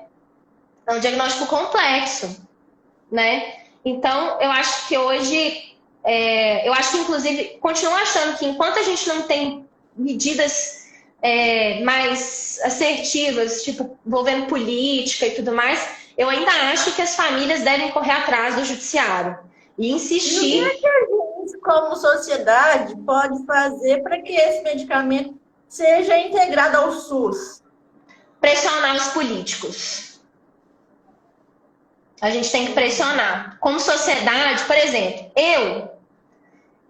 eu tenho o meu vereador que eu votei nele, tá? Quando acontece qualquer coisa, eu mando mensagem pra ele, gente, eu mando mensagem pro gabinete dele, eu chego pra ele e falo, meu jovem, eu votei em você, você resolve aí, dá seu jeito, né? Porque é isso, é pressão política, a gente tem que fazer pressão. E não é só, tipo, entrar em contato, por exemplo, com o seu vereador ou com o seu deputado, a gente esquece, a gente vota neles, esquece que eles existem depois, né? A gente tem que lembrar eles olha aqui, ó, isso aqui é uma pauta para você. Isso é importante, né? Isso aqui tem que acontecer. Então, né, você tem lá o seu vereador, você tem um deputado, você tem a Mara Gabri, que, gente, vocês podem entrar em contato com ela. E eu acredito, inclusive, que essa é uma pauta que ela levanta, se eu não me engano, já.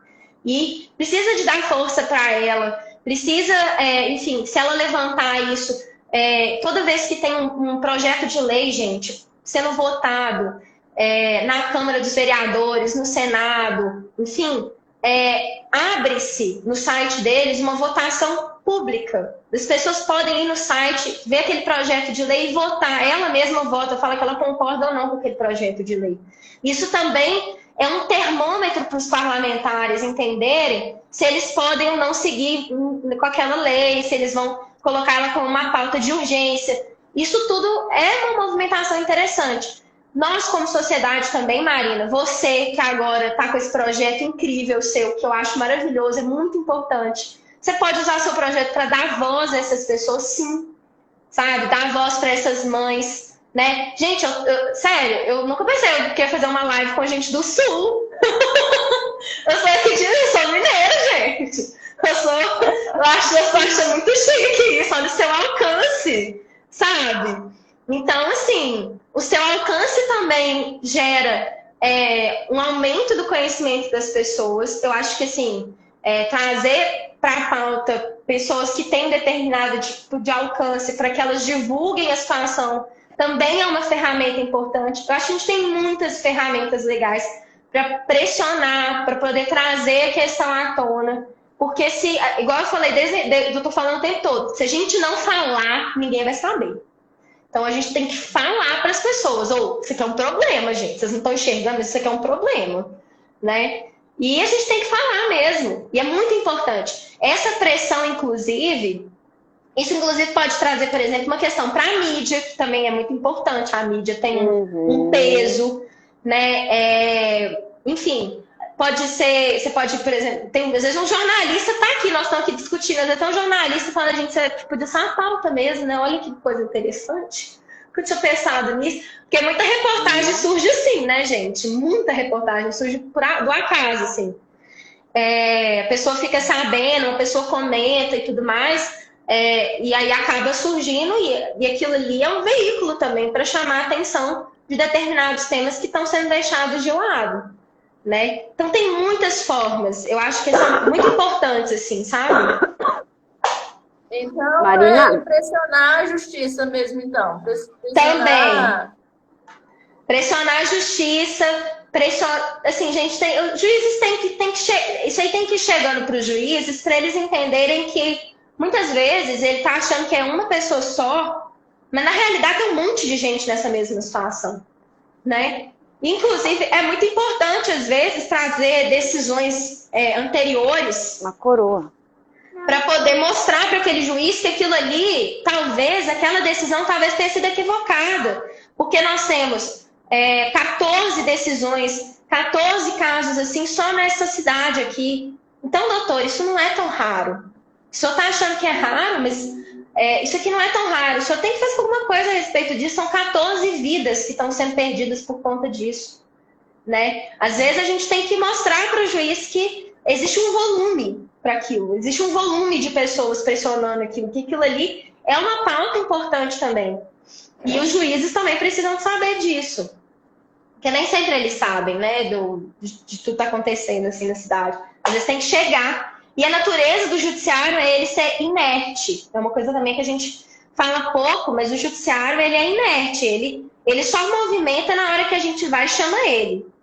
Entendeu? Tanto é que a gente fala que o advogado ele é essencial para a justiça, porque é através do advogado que você entra com a ação, né? E a justiça ela só se movimenta por meio de uma ação que ela é iniciada, né? Então, é muito importante isso, né? Vocês pressionarem, pressão pública, pressão de mídia, tudo isso é importante. Quanto Porque, mais na verdade, fervo, né? também os direitos dessas crianças que estão sendo negados, Mariana, não é só o remédio. Elas têm direito também a home care, que é enfermeiro, fisioterapeuta, quando vai receber ajuda para casa. E muitas não têm. Muitas Não conseguem ter acesso. olha e não consegue. O home care é uma questão, né? Eu estou com uma criança que completou 9 meses ontem, a Antonella. E ela já era para estar em casa, não está em casa, não foi concedido o home care dela. E ela agora, de tanto ficar deitadinha numa posição só, ela está ficando com escoliose. E precisa urgentemente de uma cadeira, de um carrinho adaptado para ela, para poder ajudar nessa escoliose. Então a gente está correndo atrás para ela de tudo que ela precisa através da campanha. Porque judicialmente a gente não está tendo Vocês retorno. não conseguiram. Não. Eu acho que assim, judicialmente, quando tem uma sentença, eu que sou advogada, eu nunca me sinto derrotada com uma sentença, tá, gente? Porque a gente tem que recorrer, por exemplo, da sentença e mandar para as cortes superiores. Inclusive, é um outro instrumento muito importante, né? Porque depois que vai passando para as cortes superiores, primeiro, quando você tem uma sentença, você recorre ao recurso, normalmente à apelação. Essa apelação ela vai para um grupo de desembargadores que julgam esse recurso. E são 3 desembargadores normalmente, né? Então, são mais pessoas julgando, são mais posicionamentos de vida julgando, e isso já tem você traz uma nova visão diferente, e inclusive juízes mais experientes do que o juiz que julgou lá inicialmente. Eu acredito que isso, inclusive, é uma coisa positiva, tá? Claro que demora e a gente está lutando contra o tempo e tudo mais, mas, por exemplo, aqui no Estatuto da Pessoa com Deficiência, você pode colocar que, quando você distribui o processo hoje, você coloca que um caso, uma pessoa com deficiência, ela tem prioridade de tramitação, todos os processos, né? Então, a pessoa com deficiência, ela tem direito que o processo dela tramite mais rápido, tá? Mesma coisa na situação de saúde, também tem prioridade de tramitação dos processos. Então, recorrer também é uma opção dessas decisões, tá, Marina? Não se dá por vencido, porque você ainda tem uma chance no tribunal, no TJ daqui de Minas, né? E se não der no TJ de Minas, vocês ainda têm uma outra chance, que é o STJ e o STF, porque o STJ ele vai julgar questão da violação de uma lei federal, que no caso pode ser inclusive o Estatuto da Pessoa com Deficiência, e ainda pode ser no STF que ele julga questões constitucionais, que é o direito à saúde, né? Então, e aí já vai, e assim, né, eu vejo que tem uma repercussão geral, que eles chamam, né, que é, tipo, tem um anseio ali que as pessoas, tem um anseio da população como um todo, aquilo vai impactar muitas pessoas dentro da sociedade brasileira. Então, eu vejo que talvez uma decisão nesse sentido seja muito importante, e depois que sair a decisão, se ela for uma decisão favorável, todos os juízes e desembargadores que estiverem abaixo do STJ, do STF, eles vão ter que submeter a essas decisões. Isso vai virar um paradigma. Então, você vê que assim, a gente também, no judiciário, a gente não pode se dar por vencido com uma decisão, porque tem possibilidade de você recorrer, e é muito importante a gente recorrer, às vezes até para lutar para que chegue lá em cima, e aí alcance mais pessoas ainda, porque se está acontecendo isso na sua cidade, imagina, nosso Brasil, gente, ele é tamanho continental, né? Eu sempre penso assim, se está acontecendo na minha cidade, está acontecendo no Brasil inteiro. Porque não é possível. Não está acontecendo em qualquer outro lugar do Brasil, está acontecendo. Então, às vezes a gente tem que lutar por isso judicialmente, até para que exista uma chance, às vezes, inclusive, de juntar um monte de processo do Brasil inteiro ali, acumulado em cima daquele ministro do STJ, ou ministro do STF, e ele falar, meu Deus, essa pilha aqui, toda hora aparece um processo desse, que inferno, né? Deixa eu ver o que é isso aqui. Às vezes precisa disso, né? E assim, eu não me daria por vencida também, sabe? Diante de uma decisão dessa, eu não me daria por vencida. Eu iria lutar para conseguir isso também judicialmente. Quanto mais decisões favoráveis, quanto mais pessoas pressionando o judiciário, mais o judiciário vai ter que dar uma solução. E ainda por cima, pode existir uma chance do próprio judiciário falar assim, o legislativo, o executivo, nós três somos três poderes aqui que, né, compõem nosso querido Estado brasileiro. Tem uma coisa errada acontecendo, porque tá chegando um monte de gente com essa questão aqui, né? E vocês dois não estão fazendo nada, eu tô aqui suando nesse pitanga aqui, tentando resolver esses casos. Vocês não vão fazer nada, né? Porque isso pode acontecer, gente, né? Isso deve acontecer, né? Então, é muito importante a gente continuar lutando para que essas crianças tenham acesso a essas decisões, elas têm que sair, a gente tem que continuar recorrendo. Não se dá por satisfeito com uma sentença, porque não é uma sentença, ela não é final, tem recurso. Enquanto houver recurso, eu sou advogada, né? Então, eu me lembro, enquanto tiver recurso, eu tô recorrendo.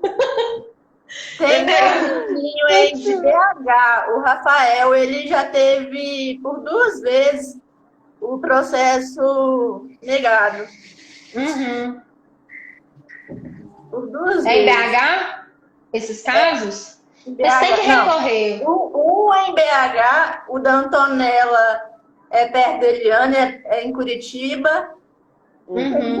Tem, Tudo quanto é lugar do Brasil. Tem, Brasília tem.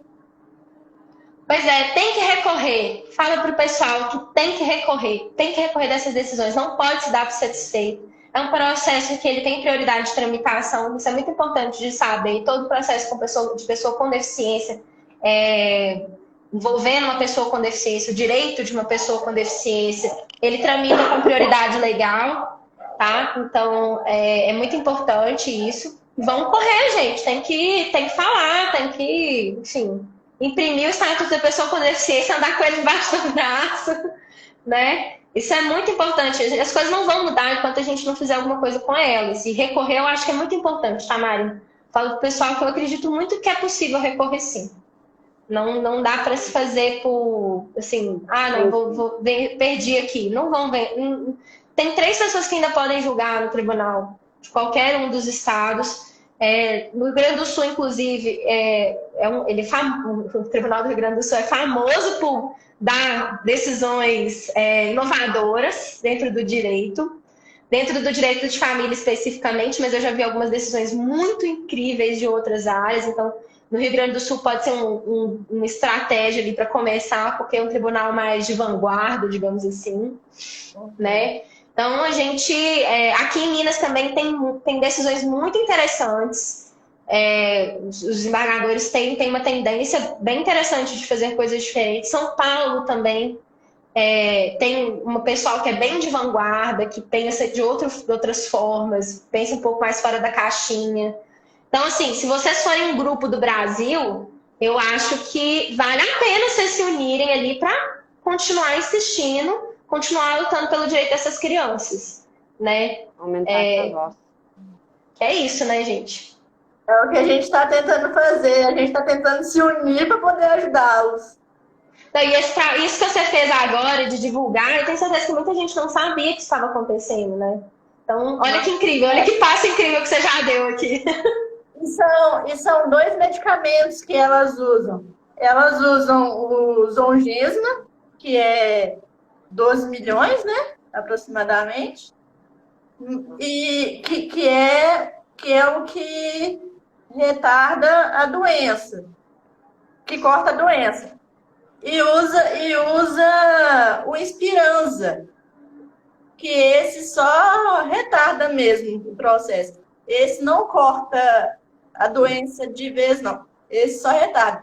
O que corta é o Zolgensma, que é esse que a gente luta para poder ver se coloca no SUS.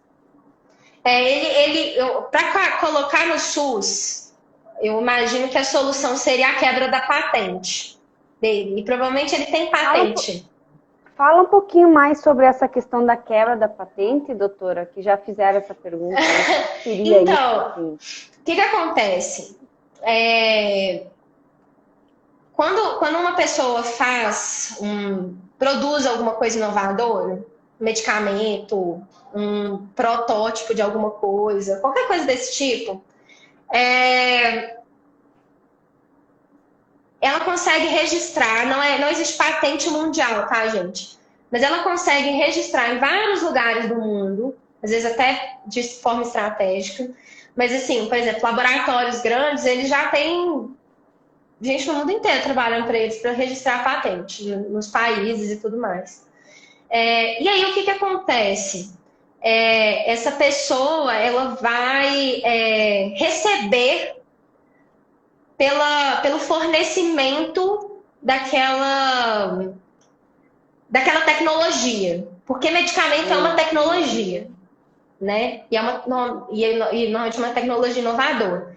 Então, ela vai receber por isso. Então, os laboratórios, eles pegam e começam a cobrar. Claro que, por conta desse direito de cobrança que ele tem, muitas vezes os outros laboratórios desistem de reproduzir, porque se eles forem reproduzir, eles têm que pagar para reproduzir. Então, fica só com ele, né? Eles conseguem ter acesso à fórmula, porque é um pré-requisito para você registrar a patente, você apresentar a fórmula, o jeito que foi feito e tudo mais. E, com isso, a pessoa pode até te copiar, mas ela vai ter que pagar, né? E aí não paga, porque é caro, e fica preso só numa pessoa lá, que é a pessoa que é detentora, ou só no laboratório lá, que é o detentor da patente, né? O que aconteceu, por exemplo, na questão dos medicamentos, alguns medicamentos que compunham o coquetel da AIDS, né? E que complicavam muito a vida das pessoas que tinham AIDS lá nos anos 90.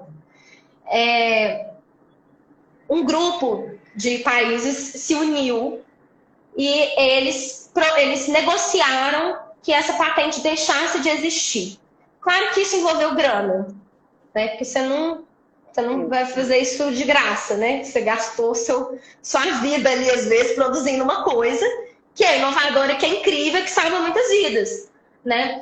Mas é isso, assim, ele depende de uma negociação e muitas vezes depende de uma negociação de quase todos os países que estão envolvidos ali com aquela patente. Então, é um processo complexo pra caramba, depende de uma boa relação dos países ali, das relações exteriores dos países e tudo mais. E eu não sei exatamente se existe um movimento hoje no mundo a respeito desse medicamento, porque ele não é só caro aqui no Brasil, ele é caro no mundo inteiro, né? A gente tem um problema do dólar aqui, mas assim, se é 2 milhões aqui no Brasil de reais, continua sendo caro em qualquer lugar do mundo, né? Mesmo com uma moeda forte, por exemplo, a Dinamarca, né? Talvez a Dinamarca consiga ter aquilo ali público, porque é um país minúsculo com pouca gente morando, né? E a moeda deles é muito forte. Então, assim, vai ser super caro e tal, mas a gente tem pouca gente e tal. No Brasil, não. No Brasil é mais complicado. Mas eu acredito que uma das soluções para esse medicamento, para resolver a questão desse medicamento, é sim a quebra da patente. É um processo complicado? Muito, porque envolve muito dinheiro, muita negociação. Nessa época da questão da quebra da patente da medicação para AIDS, foi um movimento, assim, mundial, gente. Foi um negócio, o Brasil participou ativamente disso. Foi uma coisa incrível, assim. E hoje, a gente tem medicamento para AIDS no SUS, assim. Você recebe o coquetel que você precisa lá, bonitinho. Você vai, recebe atenção. Não importa se você tem só o SUS, você tem plano de saúde. É público. Você vai lá no centro de referência da sua cidade, pega seu medicamento todo mês e tal, e é de graça. Então, assim, é um procedimento complexo, mas eu vejo que eu acho que é a solução mais duradoura para esse caso, porque a patente ela demora para se perder ao longo do tempo. Algumas patentes têm 30, tem 20 anos e tal. Então, assim, né, a gente esperar 20, 30 anos. Não dá para esperar, né? Nós não estamos falando, nós estamos falando de vida, né? Era parecido com a história da AIDS, assim, né? A AIDS era uma epidemia naquela época, né? Era uma pandemia naquela época, né? O mundo inteiro tinha gente com AIDS. Isso aumenta a pressão mundial sobre o laboratório. Mas, se a gente não tentar fazer movimentação com relação a isso, nada vai mudar.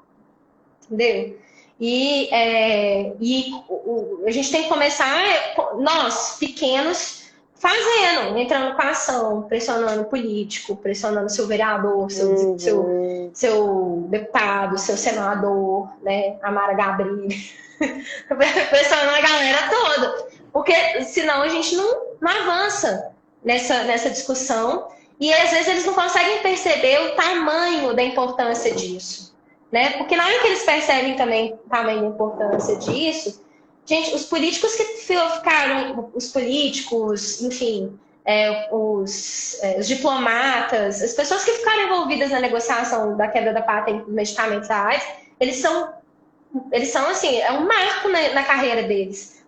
E eu tô falando assim, você carregar isso, você ter participado disso, muita gente quer isso. Mas às vezes a pessoa não sabe. E às vezes a pessoa quer ajudar, ela acha que ela entende a importância. E a partir do momento que ela entende que aquilo ali é importante, nossa, ela vai abraçar. A gente precisa de pessoas que olhem para isso e vejam que é importante também. E eu acho que divulgar, fazer isso que você está fazendo mesmo, Marina, isso já é um grande movimento. Né? Grande passo. Tem uma historinha que muitos falam, né? Que o bife, a gente só tem vontade de comer pelo bife, não é pelo nutritivo dele, é pelo cheiro, né? Sente o cheirinho do bife na cozinha, tu vai direto, assim. E é mais ou menos esse o trabalho que a Marina tá fazendo, né? Ela tá fritando o bife para sair o cheirinho, para que mais pessoas sintam vontade de estar junto nesse movimento, né? Então, muito importante. Quanto mais a gente movimentar, quanto mais a gente fizer... e daí tem a história do barulho também, né? Do ovo também, não sei se... Do ovo, coitado da Mariana. Que o ovo mais nutritivo é do pato, né? Comparado com a galinha. E o pato, ele põe o ovo e fica quietinho. E a galinha põe o ovo e cacareja e faz aquele estardalhaço todo. E o ovo nem é tão tudo aquilo, né? E nós temos que, nesse ponto, ser galinhas, né? Nós temos que cacarejar e botar a boca no trombone. Marina já tem a Clau Machado, ela disse que vai te ajudar a fazer um e-book relacionado a essa live de hoje. Ela disse que te ajuda. E ela falou que quer que você fale lá com a... como é que é o nome da deputada? Mara Gabrilli. Mara Gabrilli, ó, ela também escreveu que é para você acionar a Mara, tentar entrar em contato e lançar teu projeto lá com ela. No site do Senado, eles têm o acesso, você pode mandar para o e-mail, para o gabinete deles. Gente, eles têm que ter acesso às pessoas, então é isso, assim, pode entrar lá, você tem a página do gabinete da Mara Gabrilli no site do Senado, então não é tão, assim, difícil, não. Você consegue acessar. É muito legal, assim, a gente sabe pouco disso, né, gente? Pouca gente fala sobre esses assuntos, tipo, e é importante até pra gente, enfim, porque nós somos uma democracia, isso é a democracia, isso faz parte, né? Então, a gente tem que falar com o pessoal. E a gente às vezes acha que não tem, né? Ai, que eu... Hoje mesmo, na hora do almoço, nós estávamos falando sobre isso, né, com meu marido. O quão as pessoas não têm noção do que elas são capazes de fazer, né? Né? A gente conversou assim, às vezes os pais falam, não, mas nós somos assim mesmo, né? Nós somos pobres, ou nós somos, né? Nós não temos direito a isso, jamais a gente vai conseguir fazer faculdade. E aí, mudar essa cultura, né? Nós podemos tudo, né? E tu vê, assim, cadeirantes fazendo horrores por aí de coisas bacanas e legais, e a gente saber que a gente tem que divulgar isso porque é possível, né? Tudo é possível. É possível, a gente tem que falar, né? A gente tem que falar. A gente tem que buscar esses direitos, e se tem acesso, e se já tem alguém lá, né, podendo representar, Marina do céu, isso é muito massa. Ó, como é que foi a hashtag da semana passada? Somos todos Marina? Somos todos Marina? Imaginou que lindo que ia ser? Você lá, Marina, junto com ela no Senado? Achei chiquérrimo. Vou votar em você, Marina. Viu? Marina, não ri, Marina. Não estão falando sério, Marina. Nós estamos falando sério. Falando bem sério. A gente Mas tem que usar a nossa voz. É, um passo de cada vez, né? Um passo de cada vez, divulgando e ter essa coragem que a Marina tem, né? E isso é fenomenal, né? Eu acho, não sei se a doutora concorda comigo, mas nem todo mundo tem essa coragem de dar a cara a tapa, né? Não é todo de defender mundo. uma causa, porque não é, ai, que lindo, né? Ai, é lindo defender uma causa. Muitas vezes, no início, é que nem você desbravar uma floresta, você vai encontrar animais peçonhentos, você vai encontrar bastante lixos e árvores e vai destinar bastante força para aquilo. Então, quanto mais pessoas ajudando a Marina e divulgando esse trabalho, esse projeto, mais, Marina, você vai conseguir forças de estar tornando isso uma proporção que não vai ser um ventinho que vai te assoprar e vai te derrubar, né? Então, é um propósito muito lindo. Sim. E vamos que vamos. Vamos pra cima. Vamos que vamos. Vamos dar voz a essas crianças aí também, né, Mari? Todas elas. Isso mesmo. Elas também precisam de muita ajuda. Sim. Uhum. Bom, já estamos com 1h40 de live. Uau! Acho que podemos O encerrar Instagram, por aqui, viu que o Instagram... O Instagram deixou gostou 1h30, mais de 1h30 de live. Eu tô... Nossa, que poder, hein, gente? Sim. Eu senti poder aqui. Porque... Acho que podemos encerrar por aqui, né? Então tá. Pessoal, eu agradeço demais, viu, a oportunidade. Contem comigo sempre, tá? Que vocês precisarem, eu tô aqui.